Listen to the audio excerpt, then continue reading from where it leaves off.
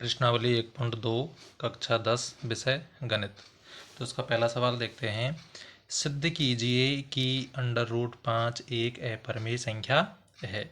तो सबसे पहले जानते हैं कि अपरिमेय संख्या और परिमेय संख्या होता क्या है।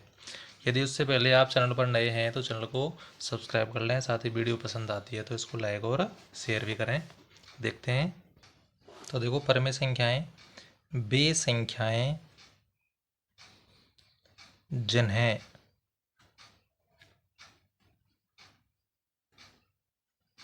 P/Q के रूप में लिखा जा सके,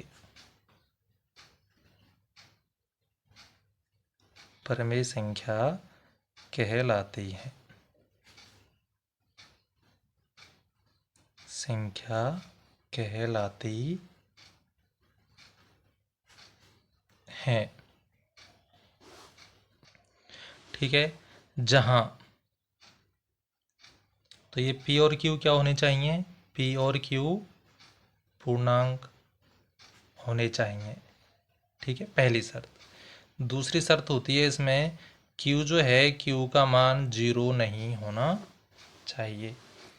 तीसरी शर्त है कि जो इसका HCF होता है, HCF किसका? P और Q का, वो क्या आना चाहिए?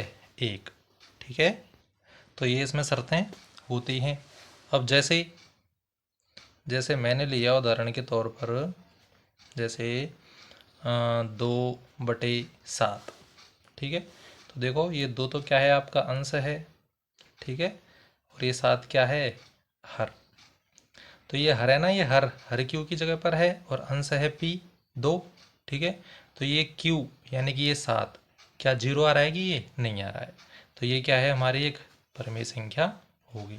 ठीक है, जैसे 3/5, 8/3, कुछ भी हो सकता है। अब मान लिया जाए मैंने ले लिया जैसे 2/4, तो ये एक परिमेय संख्या है क्या? नहीं है। क्यों नहीं है? देखो, क्योंकि इसमें P और Q दोनों पूर्णांक हैं। ठीक है, पूर्णांक समझते हैं ना? पूर्णांक संख्याएं वे होती हैं जिसमें माइनस की 0 भी आती है और प्लस की संख्याएं भी आती हैं।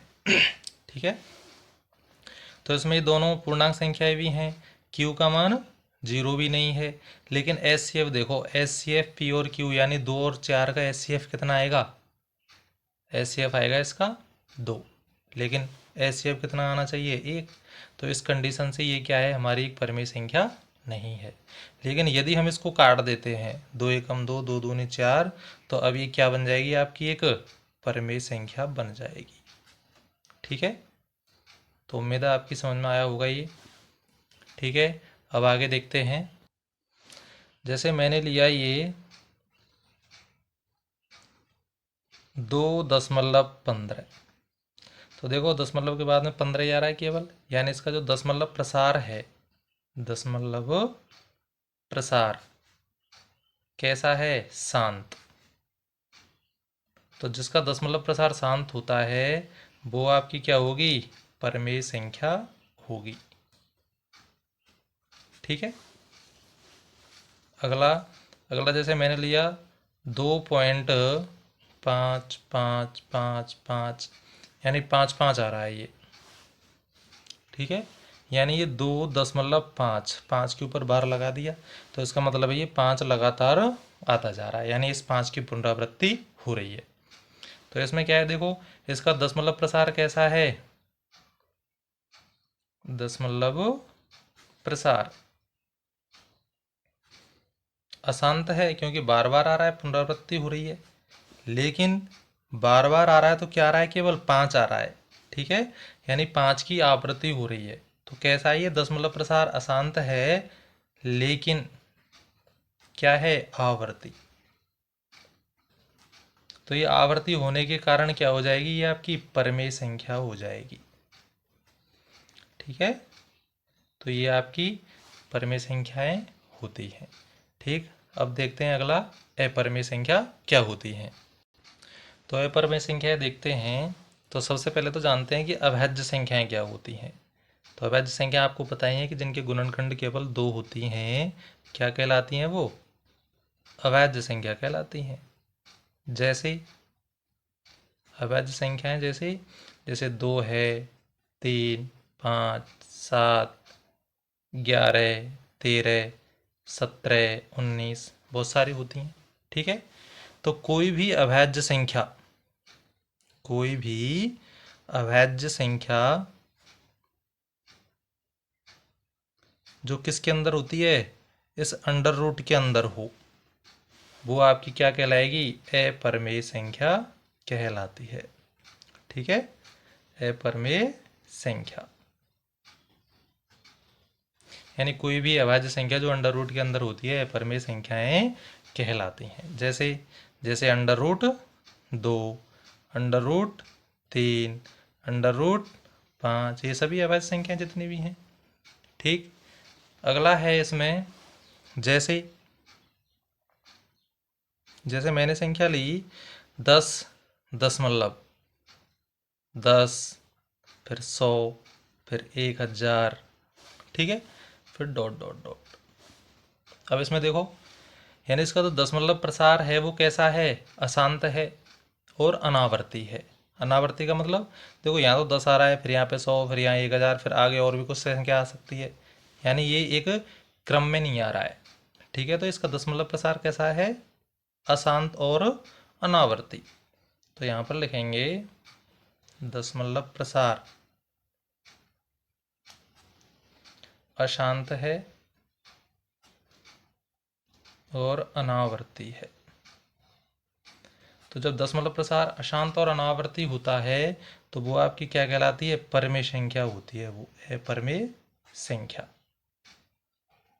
ठीक, आगे देखते हैं। एक होता है, एक सभी की समस्या होती है, ये तो खैर ये होती है पाई, कि पाई क्या होता है? होता है ना पाई। तो पाई जो होता है वो आपका एक अपरिमेय संख्या होती है। अपरिमेय क्यों होती है? क्योंकि एक पाई का जो मान होता है 3.14 और आगे भी होता है वो, तो वो एक आंकड़ा है, स्थायी नहीं होता है। ठीक है, तो स्थायी नहीं होने के क्या कारण वो क्या है? एक अपरिमेय संख्या है। ठीक है, लेकिन 22/7 जो होगा ये आपका क्या होगा? परिमेय संख्या होगी। ठीक है, परिमेय संख्या। अब ये परिमेय संख्या क्यों होगी? क्योंकि देख लो आप 22/7, तो देखो दोनों पूर्णांक हैं, और जो q जो है ये इसका मान 0 भी नहीं है, और 22 और 7 का हम HCF निकालेंगे तो दोनों का HCF भी क्या आएगा? 1 आएगा। तो इस कारण ये क्या है, इसमें तीनों नियम जो हैं वो लागू हो रहे हैं। तो लागू होने के कारण ये क्या है? एक परिमेय संख्या होगी। इसके बाद अगला और देखते हैं। अगला है कि जितनी भी परिमेय संख्याएं होती हैं, परिमेय संख्याएं और परिमेय संख्याओं का जो व्युत्क्रम होता है, परिमेय संख्याओं का व्युत्क्रम वो क्या होता है? एक परिमेय संख्या ही होता है। सभी संख्याओं का, जितनी भी परिमेय संख्याएं हैं उनका हम व्युत्क्रम करेंगे तो वो क्या आएगा? एक परिमेय संख्या ही आएगा। लेकिन शून्य एक ऐसी संख्या है कि इसका व्युत्क्रम, शून्य का व्युत्क्रम परिमेय संख्या नहीं होता है। ठीक है, शून्य तो एक व्युत्क्रम, यानी शून्य जो है, शून्य तो क्या है? हमारी एक परिमेय संख्या है। शून्य परिमेय संख्या है। ठीक है, लेकिन शून्य का व्युत्क्रम परिमेय संख्या नहीं होता है, ये आपको ध्यान में रखना है। अब क्यों नहीं होता है? क्योंकि देखो, जैसे ये शून्य ले ली मैंने 0, ठीक है, तो मैं 0 को क्या लिख सकता हूँ? 0/1 लिख सकते नहीं लिख सकते? तो देखो इसमें ये तो आपका अंश यानी कि पी, और ये आपका हर यानी कि क्यू। तो देखो इसमें 0 और 1 दोनों क्या हैं? पूर्णांक हैं, है कि नहीं? फिर इसके बाद में जो एक है यानी कि ये क्यू है, इसका मान 0 भी नहीं है। तीसरा HCF, HCF 0 और 1 का क्या आ जाएगा, 1 आ जाएगा। ठीक है, तो इस कंडीशन से क्या है, ये 0 हमारा एक परिमेय संख्या है। ठीक है, लेकिन इस 0 का क्या करते हैं हम, व्युत्क्रम, क्या कर देते हैं, व्युत्क्रम। तो व्युत्क्रम करेंगे हम तो 0/1, तो ये क्या हो जाएगा, 1/0। अब जब भी हम किसी भी संख्या में 0 का भाग देते हैं, किसी भी संख्या में देते हैं हम 0 का भाग, तो वो आपका आंसर क्या आता है, अनंत। अनंत का मतलब अपरिभाषित। ठीक है, तो ये अनंत आता है। तो इस वजह से क्या है, ये शून्य का व्युत्क्रम कभी भी परिमेय संख्या नहीं होती है, ये आपको ध्यान में रखना है। तो ये आपको पहले इसलिए समझाया था क्योंकि बिना इसके आप इस प्रश्नावली को हल नहीं कर पाते। तो अब प्रश्नावली शुरू करते हैं। सिद्ध कीजिए कि √5 एक अपरिमेय संख्या है। प्रश्नावली का पहला सवाल करते हैं। तो देखिए इसमें क्या करेंगे हम, ये अपरिमेय संख्या है तो इसको परिमेय संख्या मानते हैं सबसे पहले। ठीक है, तो माना √5 एक परिमेय संख्या है। ठीक है, तो जब हमने इसको परिमेय संख्या माना है तो इस √5 को बराबर रखेंगे किसके, P/Q के। और जहाँ P और Q क्या होने चाहिए, पूर्णांक। ठीक है, Q का मान 0 नहीं होना चाहिए। और HCF P और Q का क्या आना चाहिए, 1। ठीक है, यानी कि ये शर्त इसमें मंजूर होनी चाहिए, तो इसलिए हमने इसको √5 को बराबर रख दिया P/Q के। अब देखो इसके नीचे कुछ भी नहीं है तो इसके नीचे रख दिया मैंने 1। अब इनका क्या कर देते हैं, त्रियक गुना। तो त्रियक गुना करने पर क्या हो जाएगा, ये P गुना 1 करेंगे तो P, √5 गुना Q करेंगे तो √5Q। अब क्या कर देते हैं हम, दोनों तरफ वर्ग कर देते हैं इनका। ठीक है, तो दोनों तरफ वर्ग करने पर, ठीक है, तो दोनों तरफ वर्ग करेंगे तो ये तो P का तो हो जाएगा P²। √5 का वर्ग करेंगे तो इसका अंडर रूट हट जाएगा और ये हो जाएगा आपका Q²। ठीक है, अब इसमें देखो अब क्या है, ये 5 जो है इस P² से क्या होगा, विभाजित होगा। क्यों होगा वो भी देखते हैं। तो यहाँ लिखते हैं P², चूंकि P² 5 से विभाजित है, इसलिए P भी 5 से विभाजित होगा। अब आप ये सोच रहे होंगे कि आप ऐसे कैसे बोल सकते हो। तो देखो ये जैसे मैंने लिखा है ये 25 जो है इसका वर्गमूल क्या है, 5। अब ये 25 है 5 से विभाजित है कि नहीं है, यानी कि 5 का वर्ग, ये 25 5 से विभाजित है यानी कि ये P²। तो जब ये P² 5 से विभाजित है तो 5 यानी 25, ये वर्गमूल लेंगे इसका 5, तो ये भी क्या होगा, 5 से विभाजित होगा। ठीक है, तो यहाँ तक आप इसकी समझ में आया होगा। अब आगे क्या करते हैं देखो, पुनः, ठीक है, इसको समीकरण मान लेते हैं 1। ठीक है, पुनः क्या करते हैं, P = 5R, यानी P² की जगह ये P, 5 की जगह 5 और ये ले लिया हमने R। ठीक है, दोनों तरफ कर देते हैं क्या, दोनों तरफ वर्ग करने पर। ठीक, तो वर्ग करेंगे तो P का हो जाएगा P² और ये 5 का वर्ग हो जाएगा 25 और R का हो जाएगा R²। ठीक है, अब देखो P² है ये, तो इस P² का मान रख देते हैं समीकरण 1 से। ठीक है, तो समीकरण 1 से, इसको 2 मान लो चलो समीकरण। तो समीकरण 1 से p का मान रखने पर तो ये क्या हो जाएगा, देखो पी स्क्वायर है तो पी स्क्वायर की जगह पर क्या रख देंगे हम, 5q स्क्वायर, और बराबर में ये है ये 25r स्क्वायर। तो देखो ये 5 है, ये 25 है, तो 5 से ये कट गया 5 बार, यानी q स्क्वायर बराबर 5r स्क्वायर। तो फिर इसी की तरह हो जाएगा क्या कि q स्क्वायर, चूँकि q स्क्वायर 5 से विभाजित है, ठीक है, तो इसलिए q भी 5 से विभाजित होगा। अब इसमें देखो ध्यान देने वाली बात है कि देखो q भी 5 से विभाजित है और इधर ये p भी 5 से विभाजित है, तो ये दोनों 5 से विभाजित हैं, तो p और q का HCF क्या आएगा, 5 आएगा। आएगा कि नहीं आएगा? तो आगे क्या लिखेंगे हम, आगे लिखेंगे चूंकि p व q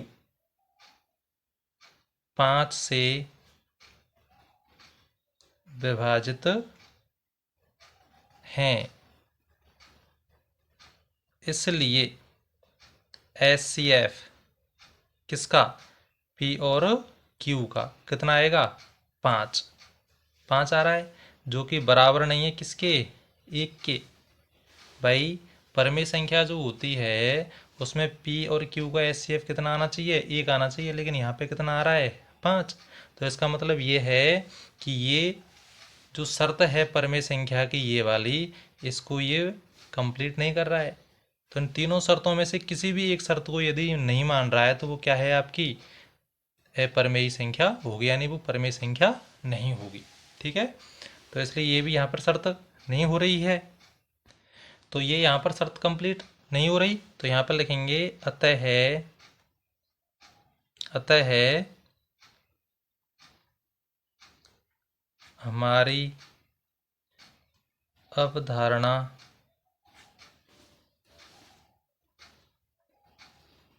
विपरीत है, यानी कि अवधारणा के खिलाफ है, ठीक है। तो इसलिए क्या हो जाएगा ये, अतः है √5 एक अपरिमेय संख्या है, ठीक है। और यही तो हमने साबित करना था, तो ये आ गया आपका आंसर। तो उम्मीद है आपको समझ में आया होगा। यदि एक बार में समझ में नहीं आता है तो वीडियो को रिवर्स करके आपको देखना है, जिससे आपकी समझ में अच्छी तरीके से आ जाएगा। अब करते हैं प्रश्न नंबर 2। सिद्ध कीजिए कि 3 + 2 √5 एक अपरिमेय संख्या है। तो इसको भी ऐसे ही करेंगे। तो देखिए, इसको करने से पहले कुछ बेसिक्स हैं, तो पहले वो समझते हैं। जैसे कोई भी परमेय संख्या है और उसमें हम जोड़ते या घटाते हैं किसको, परमेय संख्या को, तो क्या आएगा, परमेय संख्या ही आएगी, ठीक है। यदि परमेय संख्या से गुना या भाग परमेय संख्या का ही करते हैं तो भी क्या आएगा, परमेय संख्या ही आएगा, ठीक है। फिर इसके बाद में है परमेय संख्या से किसी भी संख्या को जोड़ो या घटाओ। कौन सी संख्या, अपरमेय संख्या को, अपरमेय संख्या को, यानी परमेय संख्या में कोई भी अपरमेय संख्या जोड़ते या घटाते हैं तो अपरमेय संख्या आती है। इसके बाद अगला है कि किसी भी परमेय संख्या से गुना या भाग करते हैं किसका, अपरमेय संख्या का, ठीक है। तो क्या आएगी, अपरिमेय संख्या आएगी, ठीक है। तो ये दो जो नियम हैं ये आपको याद होने चाहिए कि परमेय संख्या में यदि परमेय संख्या ही जोड़ घटा रहे हैं तो परमेय संख्या आएगी, परमेय संख्या से परमेय संख्या का ही गुना भाग कर रहे हैं तो परमेय संख्या आएगी। ठीक है, यदि परमेय संख्या में कोई भी अपरमेय संख्या जोड़ या घटा रहे हैं तो अपरमेय संख्या आएगी। परमेय संख्या से किसी भी अपरमेय संख्या का गुना या भाग कर रहे हैं तो अपरमेय संख्या आएगी। इसी के आधार पर हमें इसको करना है। तो देखो ये स्टेप वही है पहले की तरह ही। इसको क्या मानेंगे हम?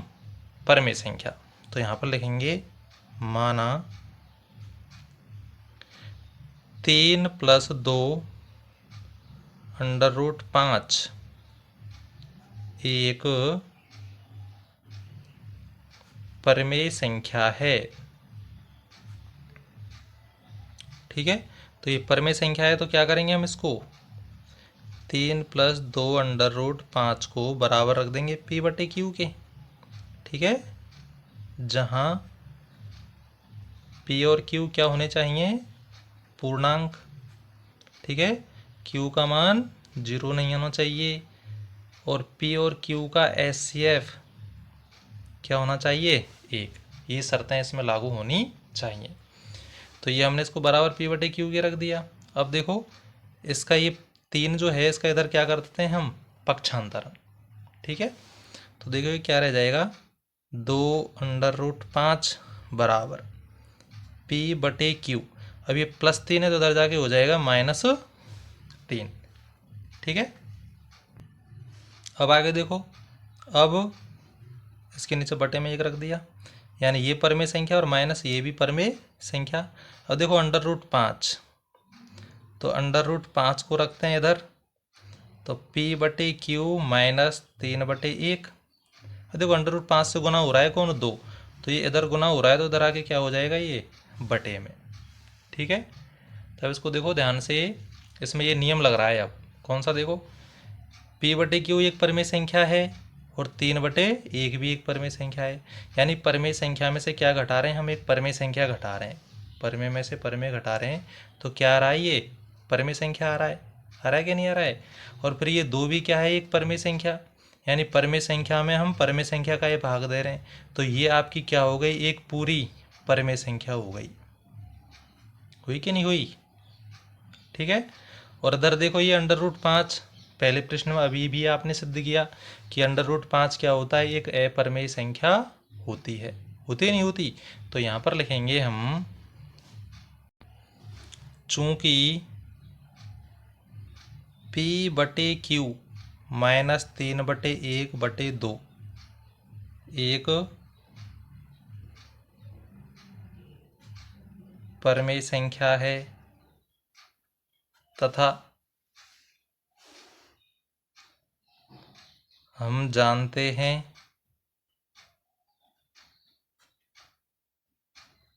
कि √5 एक अपरिमेय संख्या है। ठीक है, तो ये तो क्या है? परिमेय संख्या है और ये अपरिमेय संख्या है, तो ये दोनों बराबर होंगी क्या? नहीं होंगी। ठीक है, इसलिए √5 बराबर नहीं है किसके? P/Q -3/1/2। ठीक है, इसके बराबर नहीं होगी। अतः हमारी अवधारणा गलत है या विपरीत है। ठीक है, अतः तब ये दोनों क्या हैं? बराबर नहीं है। तो क्या है?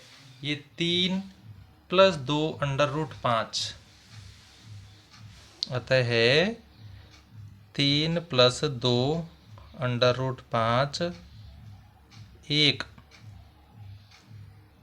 अपरिमेय संख्या है। ठीक है, और ये आ गया हमारा आंसर। तो उम्मीद है आपको समझ में आया होगा। वीडियो पसंद आती है तो लाइक और शेयर करें, साथ ही चैनल को सब्सक्राइब भी कर लें, जिससे आने वाली प्रत्येक वीडियो की नोटिफिकेशन सबसे पहले आपको मिले। अगला देखते हैं तीसरा। सिद्ध कीजिए कि निम्नलिखित संख्याएं अपरिमेय हैं। यानी इन्हें हमें अपरमेय सिद्ध करना है 1/√2। तो देखो ये 1/√2 है, तो इसको क्या करेंगे हम, माना 1/√2 एक परमेय संख्या है। ठीक है, तो जब ये परमेय संख्या है तो 1/√2 को हम बराबर रख देंगे P/Q के, और जहाँ पर ये P और Q क्या होने चाहिए, पूर्णांक, Q का मान 0 नहीं होना चाहिए, और HCF P और Q का क्या होना चाहिए, 1। ठीक है, तो अब देखो ये 1/√2 बराबर P/Q। अब इन दोनों का क्या कर देता हूँ मैं, पलट देता हूँ। ठीक है, यानी इनका व्युत्क्रम कर देता हूँ। तो व्युत्क्रम करने पर, व्युत्क्रम का मतलब होता है उल्टा, यानी जो ऊपर है उसको तो नीचे रखेंगे और जो नीचे है उसको ऊपर रखेंगे। तो देखो इसका उल्टा करेंगे तो ये क्या हो जाएगा, √2 तो ऊपर हो जाएगा और बटे में 1, Q नीचे है तो ये ऊपर चला जाएगा और ये P नीचे आ जाएगा। अब देखो ये तो आपको पता ही है कि कोई भी परमेय संख्या होती है उसका व्युत्क्रम करते हैं हम, तो क्या है, वो परमेय संख्या ही आती है। तो ये P/Q का व्युत्क्रम किया तो ये Q/P, यानी ये परमेय हो गया। लेकिन देखो ये 1/√2 का किया तो √2/1, यानी √2 अभाज्य संख्या है, 2 अभाज्य संख्या है और अंडर रूट के अंदर है, तो ये क्या हो गई, एक अपरमेय संख्या हो गई। हुई क्या नहीं हुई। तो यहाँ पर क्या लिखेंगे, यानी ये तो अपरमेय संख्या है और ये परमेय संख्या है, तो ये दोनों बराबर होंगी क्या, नहीं होंगी। ठीक है, तो यहाँ पर लिखेंगे चूंकि Q/P एक परमेय संख्या है,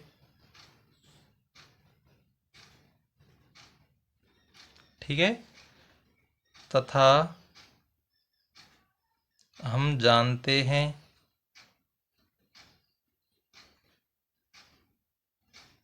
कि √2 एक अपरिमेय संख्या है। ठीक है, तो ये परिमेय है, ये अपरिमेय है, तो ये दोनों क्या हैं, बराबर नहीं होंगी, यानी √2/1 बराबर नहीं है Q/P के। अतः हमारी अवधारणा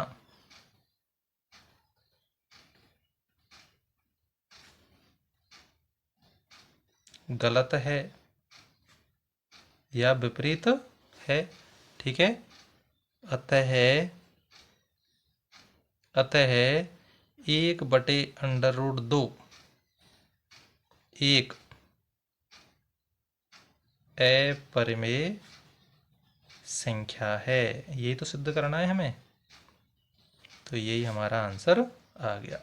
ठीक है, इसके बाद देखते हैं अगला। अगला है दूसरा 7√5। तो देखो ये माना 7√5 एक परमेय संख्या है। ठीक है, तो परमेय संख्या है तो इसको बराबर रख देंगे हम P/Q के, और यहाँ पर P और Q क्या होने चाहिए, पूर्णांक, Q का मान 0 नहीं होना चाहिए, और P और Q का HCF क्या आना चाहिए, 1 आना चाहिए। ठीक है, तो देखो अब ये 7√5 यानी दोनों गुना हो रहे हैं। ठीक है, तो क्या करेंगे, ये √5 से गुना हो रहा है 7, तो ये इधर गुना हो रहा है तो उधर आके क्या हो जाएगा, ये बटे में। ठीक है, तो देखो ये यानी √5 बराबर P/Q, इधर गुना यानी कि गुना में हो जाएगा, इधर गुना हो रहा है तो उधर आके ये बटे में हो जाएगा, यानी कि ये 7। ठीक है, तो ये क्या हो गया, √5 बराबर पी बटे 7 गुना क्यू किया तो 7 क्यू। ठीक है, अब देखो ये, यानी कि ये दोनों पी बटे 7 क्यू, तो ये क्या है, एक परिमेय संख्या है, और हमें पता है कि √5 एक अपरिमेय संख्या है। भाई 5 अभाज्य संख्या है और अंडर रूट के अंदर है, तो ये अपरिमेय संख्या हो गई, और वैसे भी हमने प्रश्न नंबर 1 में सिद्ध भी किया है इसको। तो क्या लिखेंगे, देखो, चूंकि पी बटे 7 क्यू एक परिमेय संख्या है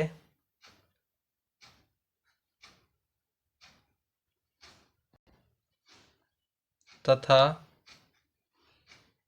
√5 एक अपरिमेय संख्या है। ठीक है, इसलिए अब देखो यहाँ दोनों बराबर हैं, तो ये दोनों बराबर नहीं होंगे, ये तो अपरिमेय है और ये परिमेय संख्या है, इसलिए √5 बराबर नहीं है पी बटे 7 क्यू के, बराबर नहीं है। तो हमारी अवधारणा भी क्या है, अतः हमारी अवधारणा गलत है। कौन सी अवधारणा, यानी जो हमने ये 7 √5 को एक परिमेय संख्या माना था, ये अवधारणा। ठीक है, तो अतः हमारी अवधारणा गलत है, तो गलत है तो क्या होगा, 7 √5 एक अपरिमेय संख्या है। ठीक है, अतः है, तो ये आ गया आपका आंसर। उम्मीद है आपको वीडियो पसंद आई होगी। इसके बाद में एक और है लास्ट, इसका तीसरा है 6 + √2। 6 + √2, तो इसको देखो, माना 6 + √2 एक परिमेय संख्या है। ठीक है, तो जब परिमेय संख्या है तो क्या करेंगे, इसको बराबर रखेंगे किसके, पी बटे क्यू के, और जहाँ पर पी और क्यू क्या होने चाहिए, पूर्णांक, क्यू का मान 0 नहीं होना चाहिए, और पी और क्यू का HCF 1 आना चाहिए। ठीक है, अब देखो 6 + √2 है, तो ये 6 का क्या कर देंगे हम, पक्षांतरण। ठीक है, तो पक्षांतरण करने पर तो क्या हो जाएगा, इधर तो √2 रह जाएगा, और इधर क्या हो जाएगा, ये पी बटे क्यू -6 बटे में ये रख देते हैं इसकी। ठीक है, अब देखो, ये अभी बताया था मैंने दूसरे सवाल में कि ये परिमेय संख्या है और 6/1 भी एक परिमेय संख्या है। तो जब परिमेय संख्या में से परिमेय संख्या को घटाते हैं तो क्या आता है, परिमेय संख्या आता है। क्या आता है, परिमेय संख्या। ठीक है, तो ये तो पूरी परिमेय संख्या है, और ये क्या है, √2 अपरिमेय संख्या। ठीक है, तो यहाँ पर लिखेंगे, चूंकि P बटे Q -6/1 एक परिमेय संख्या है तथा हम जानते हैं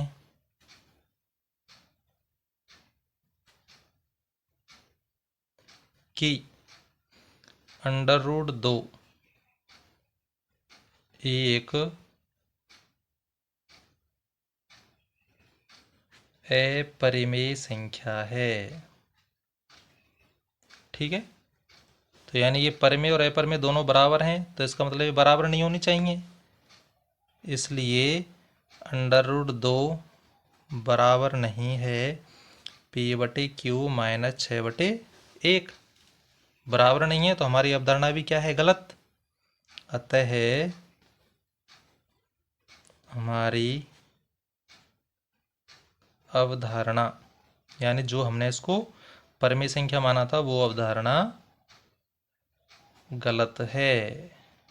तो गलत है, तो क्या करेंगे, ये अंडर रूट यानी कि 6 प्लस अंडर रूट 2 क्या हो जाएगी, एक अपरिमेय संख्या हो जाएगी। ठीक है, अतः 6 प्लस अंडर रूट 2 एक अपरिमेय संख्या है। ठीक है, और वैसे भी आप इसको देख करके भी कर सकते हैं। कैसे, देखो 6 एक परमेय संख्या है और अंडर रूट 2 एक अपरिमेय संख्या है, तो परमेय संख्या में अपरिमेय जोड़ेंगे तो क्या आएगा, अपरिमेय आएगा, तो इसलिए पूरी भी एक अपरिमेय संख्या होगी। तो उम्मीद है आपको ये वीडियो पसंद आई होगी। पसंद आती है तो लाइक और शेयर करें, साथ ही चैनल पर नए हैं तो चैनल को सब्सक्राइब भी कर लें। वीडियो को देखने के लिए धन्यवाद।